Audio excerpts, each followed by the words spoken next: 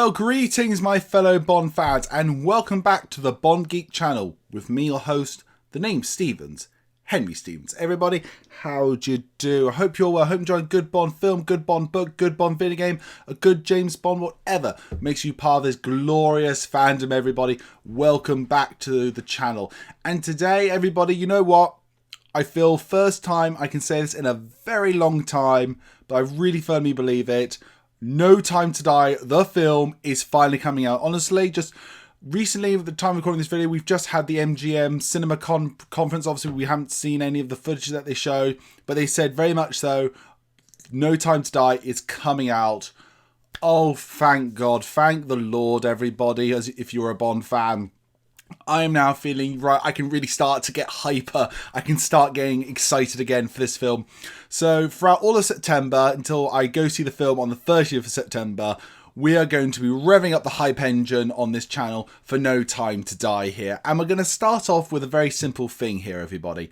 Like every Bond fan that's out there, I have my own hopes, my ideas, and what I really want to get out of No Time to Die. So what I thought I'd do is share with you now a couple of things that really I'm hoping for when it comes to No Time to Die. So let's get into the first one, everybody.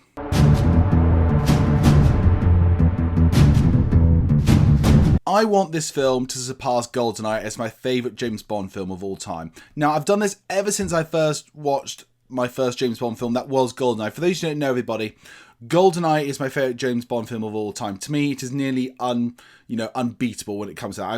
It's such an amazing movie in my opinion, and I have so many memories connected and attached really to Goldeneye. It's very hard. Though I will be honest, Skyfall came close. Skyfall came really close to becoming my new favourite James Bond film of all time.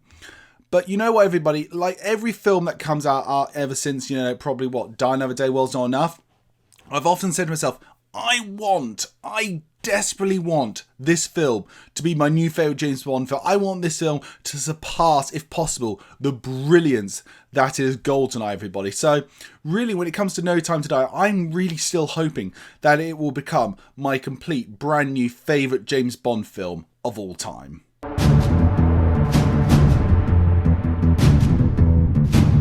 I hope that Daniel Craig can actually end his tenure on a high.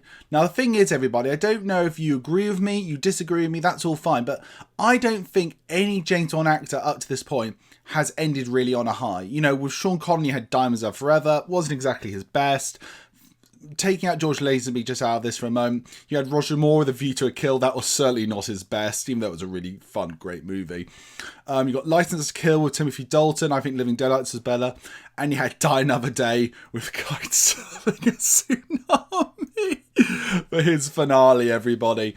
I don't think any Bond actors really ended that well on a high note. Now, we all thought, I think even Daniel Craig thought Spectre was going to be his last Bond film, and if it was, he would have fallen right into, I think, to that trap as well. So No Time to Die, I think, gives an opportunity for once in the near 60-year-old franchise, for an actor to finish his run as James Bond and actually end on a high note. I would, honestly, even though Daniel Craig is no way by means my favourite James Bond actor, I would just love if he could even potentially be the first actor to end his tenure of James Bond on an absolute high note. I just really get excited about that possibility, and it'd be, I think, really, really cool if he could.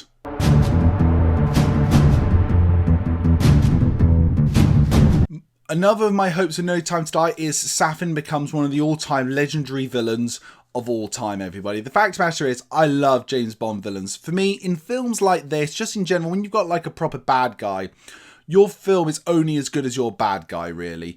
If you have a really great bad guy who's really charismatic and colourful, and, when you pit him against your hero, the fact that, your hero has a hard time to defeat him, and then eventually will defeat him, it just roots for your hero much more. So I think, to me, some of the best films or series in the world, really, it just goes down to you have to have an amazing villain for them to go against. Examples being in Star Wars, you had Darth Vader and Sidious to go up against. Avengers recently, you've had Thanos, these really great villains. So, and we all know, everybody, the James Bond series has a plethora of amazing villains. So I really hope that Safin becomes one of these all-time great Bond villains and is really sort of cut out and really sort of, you know, one of these all-time absolute greats. I'm rooting for Safin. Come on, Rami Malek.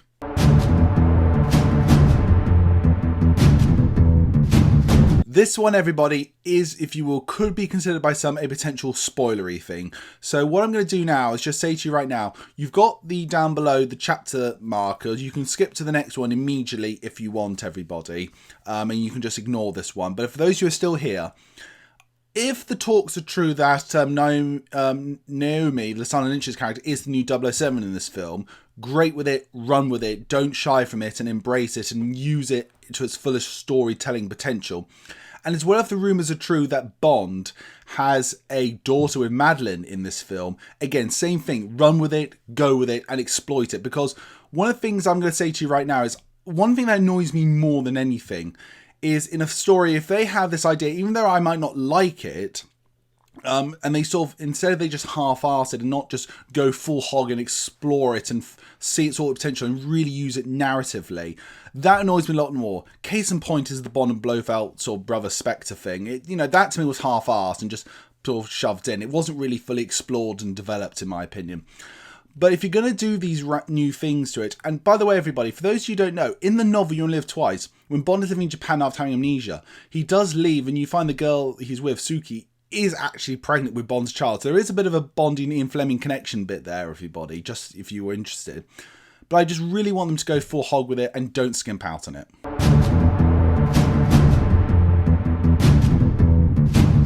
My also hope for this film is a whole new sort of new generation, if you will, new style when it comes to Bond leading ladies. I think it's very much saying that the Me Too movement is going to have Barbara said, had effect on this film. I would like to point out, you can see it on screen now, that Phoebe Waller-Bridge basically said, like, it's up to the film to treat the women correctly. Bond must be his same character and how, you know, how he reacts normally, but it's up to the film to treat ladies properly, which I think it just shows why we are so lucky to have Phoebe Waller-Bridge writing the script, and long may she hopefully do more James Bond scripts, in my personal opinion. But I'm really looking forward to this, you know, new Lashana Naomi, you know, and Ana de Armas's character in this film. I'd like to see what the new direction with Bond leading ladies is going to be. I think that's really, really interesting, and I really hope it ends up being something actually truly amazing and interesting for us all to watch. I hope they're really fleshed out in, you know, characters who have their skills, their pros, their cons, their, you know, things they're great at, their own personal flaws, just really exploiting them to see what actually can be made of it. A lot of people online are saying, well, Bond's going to sleep with any of them. Honestly, I don't know. If the story calls for Bond to sleep with the leading ladies, then he must sleep with the leading ladies. If it doesn't, then he shouldn't do it. Simple as that, everybody. I don't want another Britt Ekland, Mary Goodnight. Bonk, Bond! Bonk, Bond!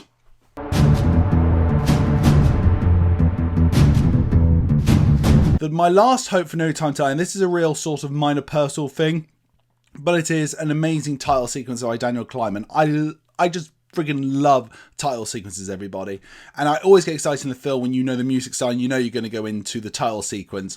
And you see this sort of really great visual thing. And I think Billie Eilish's No Time to Die song is superb, everybody. And I'm sort of, in my head, I'll just tell you right now, I'm sort of imagining like a very sort of black and whitish sort of title sequence. I don't know why, but that's what I'm sort of seeing in my head. But I hope for an amazing title sequence by Daniel Kleinman. And that is it, everybody. That is my sort of thoughts and hopes when it comes to No Time to Die. I want to know, everybody. I want you to comment down below. And I want you to tell me what your hopes for No Time to Die will be. Are you hoping to see certain things in it? Are you hoping certain things won't be in it? Are you looking forward to something more than others? I want to know, everybody. Comment down below. Don't forget as well also to like and comment and subscribe to the channel, everybody. On this channel, let me tell you, we have reviews of all the James Bond films now. We have top 10s. We have editorials. We have what if videos. We have so much stuff for all your James Bond needs. It's all right here, everybody. Why not give us a try, everybody? As always, everybody, my name's Henry Stevens, and this has been The Bond Geek. Goodbye.